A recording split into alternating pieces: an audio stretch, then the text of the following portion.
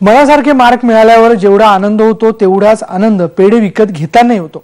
पण याच पेढ्यांवर जर तुमच्या मार्कांच्या टक्क्याप्रमाणे डिस्काउंट मिळालं तर मालाडमधल्या एमएम मिठाईवाल्यांकडे सध्या 12वीच्या मुलांची पेढे घ्यायला त्यांनी गर्दी केलेली आहे। ती याच कारणामुळे मला 68% मिळाले। मुझे 60% मिला। मला 12वीला 55% मिळाले। आज बच्चे लोग को डिनर देने वाली। एक काजू कतरी और ये मोतीचूर के लड्डू पसंद आए।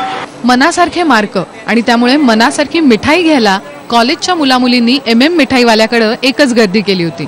ये आइडिया आज से 25 साल पहले मैं मालोनी स्कूल में गया था। वहाँ 5000 बच्चे मैंने देखे, तो मेरा इतना बड़ा ह्यूज कस्टमर सामने बैठा है, तो इन बच्चों को कुछ ना कुछ फायदा करना चाहिए।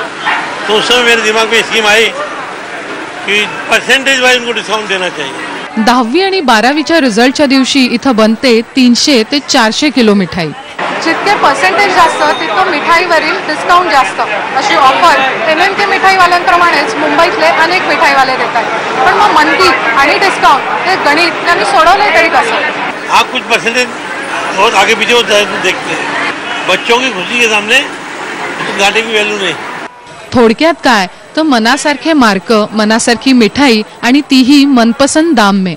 व्हिडिओ जर्नलिस्ट संदीप मोरेसह शची मराठे, IBN लोकमत, मुंबई।